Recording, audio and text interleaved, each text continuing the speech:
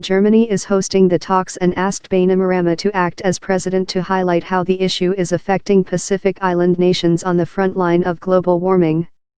As incoming president of the United Nations Conference on Climate Change, 23 Colombian pesos, Bainimarama has crisscrossed the world in recent months, voicing Icelanders' fears.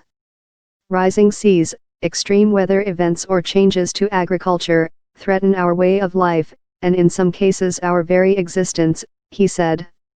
We who are most vulnerable must be heard. Scientists warn some low-lying island nations risk being swamped entirely as sea levels rise. Droughts and flooding have become commonplace across the region as the weather swings from one extreme to the other. Farmland and sources of drinking water have been rendered useless by seawater, and even graveyards have been lost to rising tides in the Marshall Islands. Bainimarama said Fiji, an island nation of about 1 million people, was left reeling when severe tropical cyclone Winston hit like a wrecking ball in February last year. Packing gusts of 325 kilometers, 202 miles, per hour, it was the strongest cyclone to ever make landfall in the South Pacific. Its trail of destruction left 44 people dead, destroying 40,000 homes and wiping out a third of Fiji's economy.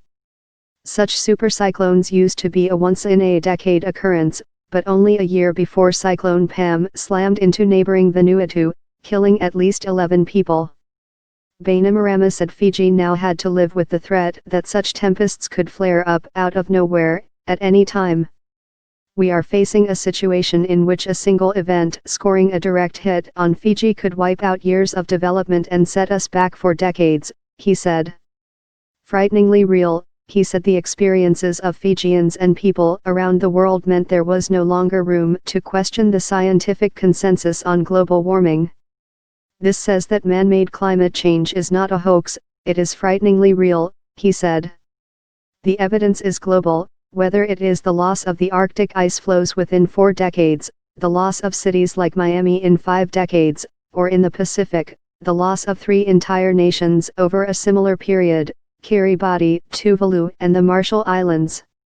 Bainimarama said his top priority at the Bonn meeting was to build a grand coalition of governments, civil society and the private sector to implement the Paris Agreement on climate change.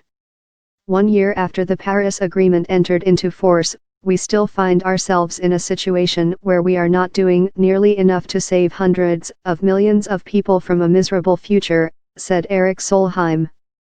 Fiji and other island nations hope to persuade major polluters to go further and keep global warming to 1.5 degrees Celsius of pre-industrial levels. Bainimarama described it as the greatest challenge humanity has ever faced, saying it will take a global mobilization and commitment akin to preparing for war. He was optimistic the United States would not carry out President Donald Trump's pledge to withdraw from the Paris Agreement, saying the evidence underpinning the deal was overwhelming. The issue is settled and the impacts are obvious, and humankind ignores these facts at its peril, he said.